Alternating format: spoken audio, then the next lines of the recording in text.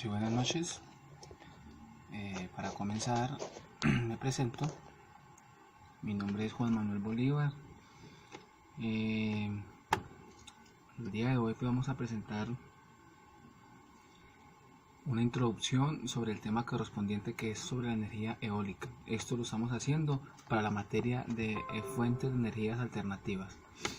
Para comenzar, debido a la problemática que todos conocemos, no solamente en nuestro país, Colombia, sino a nivel mundial, Europa, Sudamérica, Centroamérica, donde los hidrocarburos han ocupado como un espacio donde dependemos mucho de ellos como para la vida cotidiana del ser humano.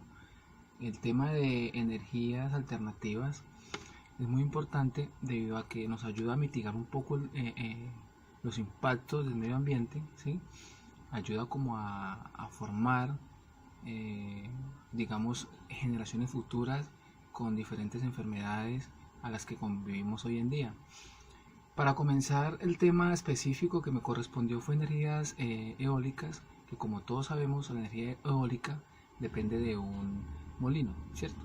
Donde en los años anteriores, más exactamente en la Edad Media, entre 1935 más o menos, estamos, entre el siglo XIX, donde nosotros, o los europeos, los chinos, empezaron a mirar las diferencias de los vientos.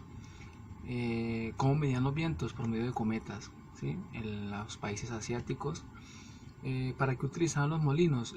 Hay un caso específico en España donde los molinos eran utilizados para todo lo que era grano, ¿cierto? Para el alimento de su familia, o el sustento de sus trabajadores, o su sustento en algunas partes para pacar y intercambiar como ese producto, pero ese era el fin de un molino.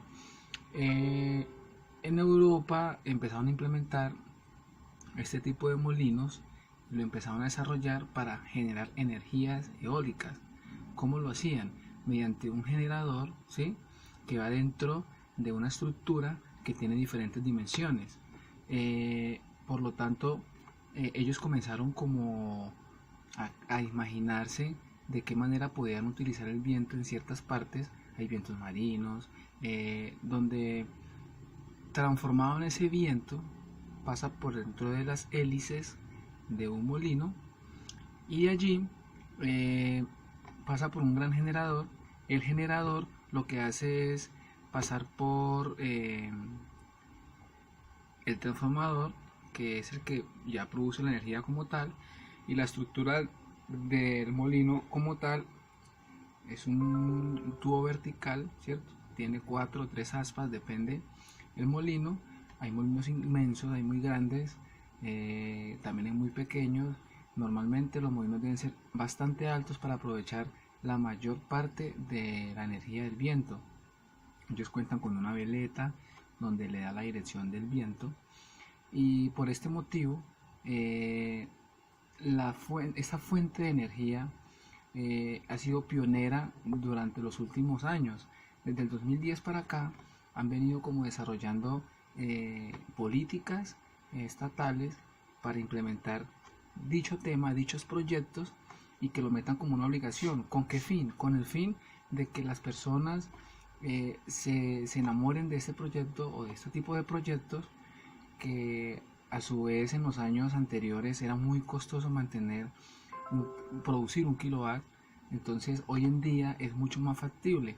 Hay un caso específico en Chile donde un kilowatt cuesta más o menos entre 1.200 a 1.700 dólares. Se dice que desde el 2010 para acá este boom ha venido aumentando, y posiblemente cada día que pasa, producir este tipo de energía alternativa, es una energía limpia, pueda costar menos, ¿sí? Donde los gobiernos se deberían meter la mano al drill, por decirlo de alguna manera, o implementar proyectos donde incentiven, ya sea con recursos económicos, a las empresas, entidades públicas o entidades privadas, para que comencemos a implementar este tipo de energía. En Sudamérica, nos enfocamos en Sudamérica, porque en Sudamérica es ser como el pionero como tal. Es el país pionero es Uruguay. Uruguay se dice que en el 2020 puede ser una potencia, ya que sus grandes generadores abarcan pues extensiones muy amplias, donde la producción de energía es también base de su economía del país. Es que lo que yo dije al comienzo, los gobiernos o los estados no ayudan mucho porque no implementan políticas como tal para que sustente digamos subsidia algunas partes de esos tipos de proyectos, ¿sí? Porque en algunos casos sale costoso pues la implementación, porque son equipos de última tecnología, donde a medida de que se va extendiendo un poco más el tema de energías eólicas, asimismo las grandes empresas que producen esos equipos aumentan un poco los costos. Los países líderes pues como tal en el mundo, empezamos pues con los países asiáticos, China, Corea, Estados Unidos, Alemania, por último quizás Colombia, que está como implementando todo este tipo de energía eólica. En Colombia lo tenemos ubicado en la parte de La Guajira, ¿sí? Donde sería importante pues como tal, como nosotros como estudiantes, como universitarios, podamos como dirigirnos hacia allá algún día que tengamos esa fortuna de observar, ¿sí? Y como metiéndonos a ese tipo de proyectos y ir geniándonos más cosas para que cada día aumente pues el tema de las energías alternativas y poder como dejar de utilizar ese hidrocarburos que tanto daño le ocasionamos pues como al medio ambiente, ¿cierto? Eh, por la geografía que tenemos en Colombia hay diversos pues métodos de densidad de energía, ¿cierto? En Colombia se dice que a 50 metros se debe utilizar, es como el viento más óptimo para captar la mayor parte de energía del viento, ¿sí? A los 50 metros de altura. Por lo tanto, vuelvo y te reitero sobre la energía eólica, ¿cierto?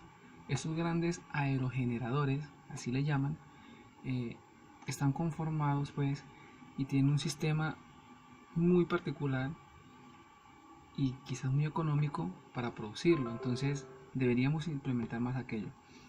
Con este tema de energías eólicas también nos corresponde como charlar o decir un poco sobre los edificios verdes, ¿sí? Los edificios verdes eh, en Colombia, me enfoco más en Colombia porque a nivel mundial pues hay demasiados edificios verdes. En Colombia el pionero, digamos en la ciudad pionera aquí en Colombia es Medellín. Tienes el edificio Ruta N, tiene el edificio Bancolombia, el edificio inteligente que es el edificio de EPM, donde ellos allá implementaron todo este tipo de proyectos de energía, de edificios verdes, donde todo el material del edificio como tal también se puede, es fácil, digamos, de desarmar, por decirlo así, en caso de un temblor, de un sismo. También nos ayuda un poco porque la estructura como tal está hecha en madera, en algunas cosas están hechas como metálicas, donde por medio de sensores este tipo de edificios absorben el calor, ¿sí? Del sol, y eso lo producen, lo desarrollan y lo convierten en energía aprovechando toda la capacidad del sol para el mismo edificio, donde la calidad del trabajador es óptima. Hay unos estudios donde reiteran y dicen de que así el trabajador trabaja más eficiente, la vida útil de un trabajador se alarga debido a estos edificios verdes. Entonces es importante tener como en cuenta pues como a decir un poco qué son los edificios verdes, ¿cierto?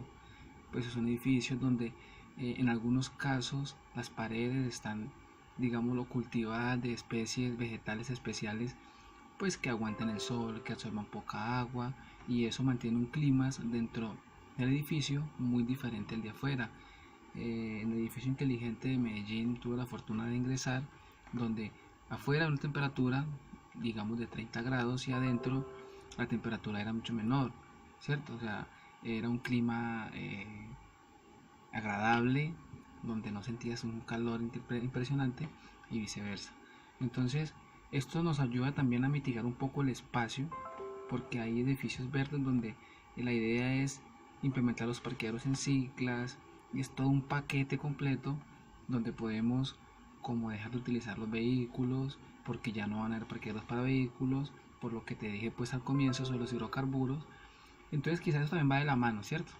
Y la idea es utilizar las energías alternativas que de cierta manera, en el caso mío que me tocó, las energías eólicas se pueden producir a un menor costo. Ya está comprobado y esto puede desarrollar a grandes generaciones, genera más desarrollo dentro de un país, dentro de una nación. En Colombia desafortunadamente esas energías están utilizadas en La Guajira, lo hacemos por necesidad, porque la geografía de nuestro país y quizás pues porque la política como tal o el Estado no ha llegado hasta ciertas partes, entonces han implementado estos tipos de molinos para generar energía y mantener pues como una comunidad en desarrollo y no quedar como en el olvido.